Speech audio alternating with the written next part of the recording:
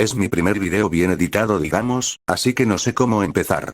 La celebración o Endanesfesten es la tercera película dirigida por Thomas Vinterberg, protagonizada por Ulrich Thomsen. El tema principal es el cumpleaños número 60 de Helge Klingenfeld, el patriarca de la familia, en una gran celebración, con toda su familia, los más importantes Christian, Michael y Helene, hijos de Helge.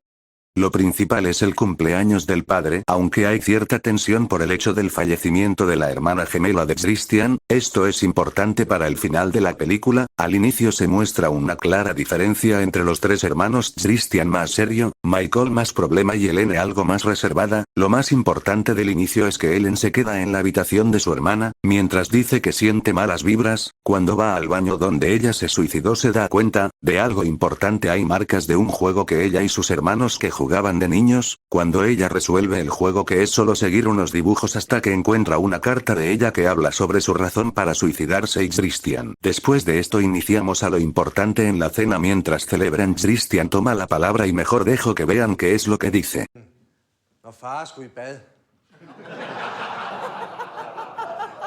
Se, jeg var ganske lille, da jeg flyttede her til godset, og jeg tør roligt sige, at det var en helt ny tid, der mødte os dengang.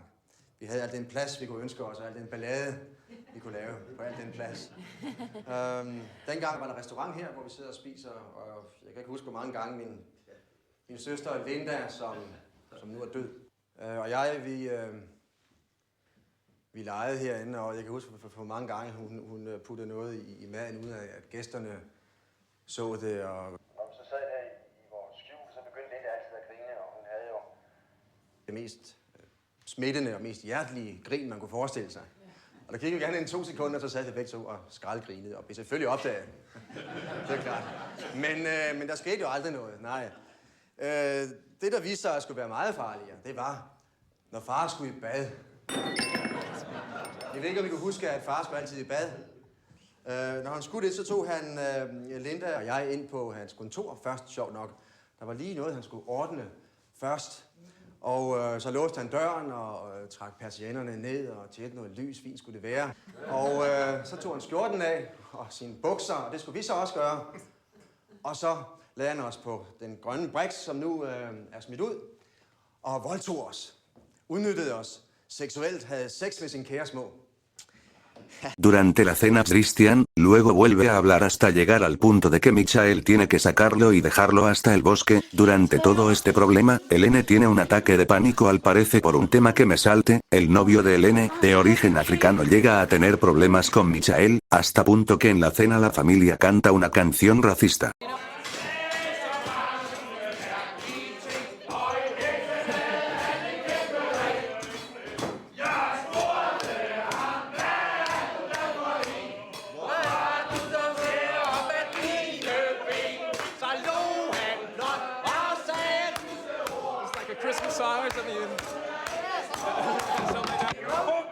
Al final de todo, Christian encuentra la carta de su hermana, y en la cena Helene lee la carta. Der finder det her brev. Du er nok min søster eller min bror. For I er i hvert fald gode til tampenbrand. Tihi, fnis. Jeg ved godt, at det må virke trist, at I sådan skal finde mig i et badekar fyldt med vand. Men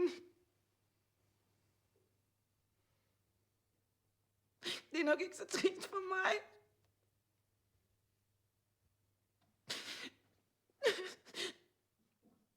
Jeg ved, at I, mine søskende, er nogle glade og lysende mennesker. Og at jeg elsker jer. Og jeg synes, I skal lade være med at tænke på mig. Til dig, Christian, min elskede bror, som altid har været hos mig. Tak for alt. Jeg vil ikke blande dig ind i det her. Til det elsker jeg dig for meget. Og dig, Helene. Og dig, Michael, selvfølgelig. Din skøre ræd.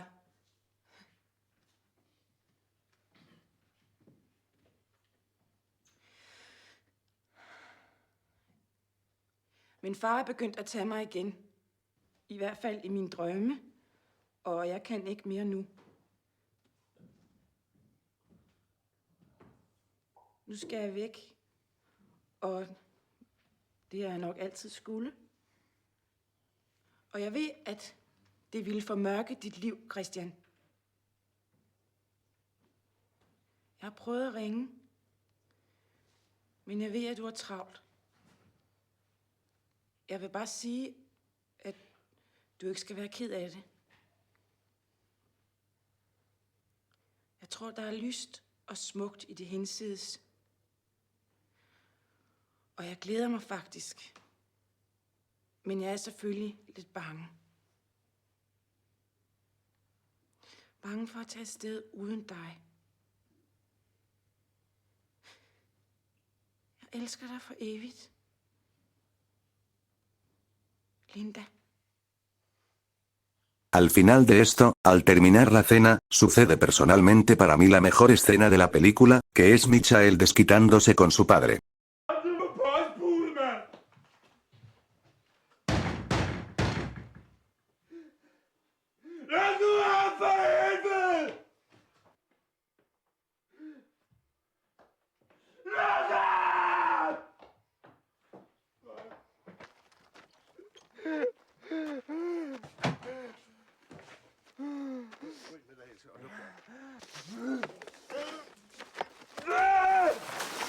Michael, hold op!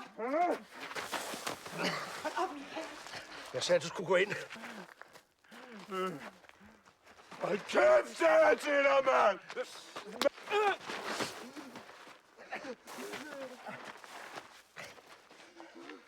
Jeg sagde til dig, mand! Hold din kæft, mand!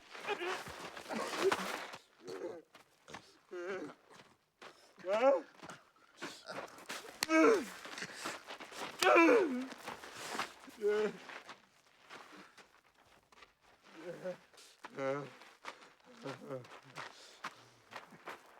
Kom her. Kom her. Så kommer der med her. Og så ligger du der der, mand. Læg der.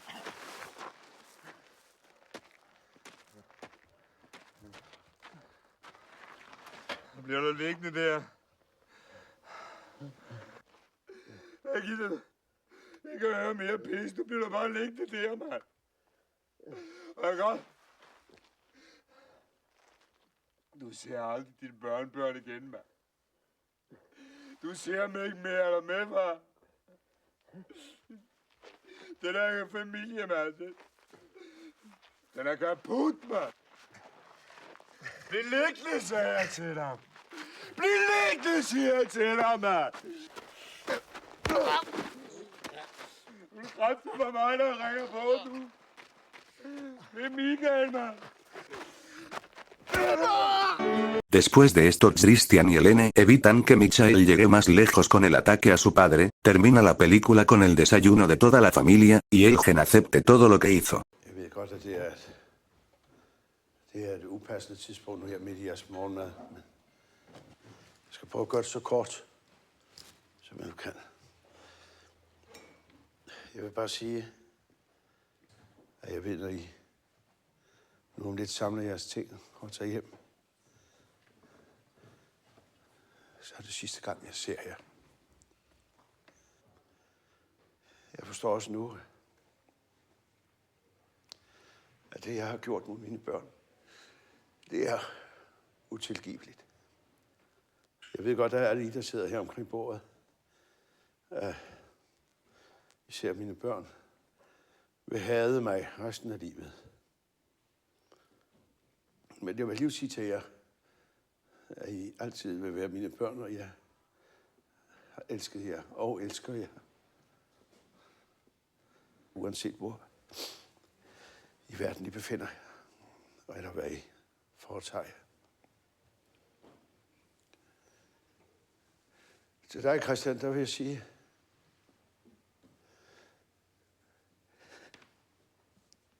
det var godt kæmpet, min dreng.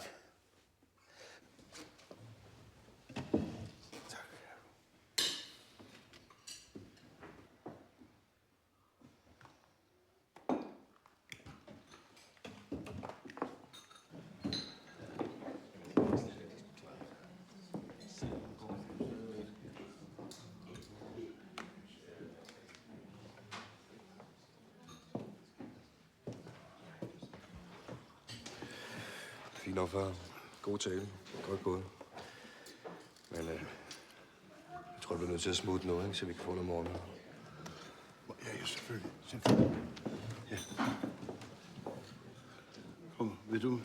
Kommer du med? Ja, jeg sidder. Ja.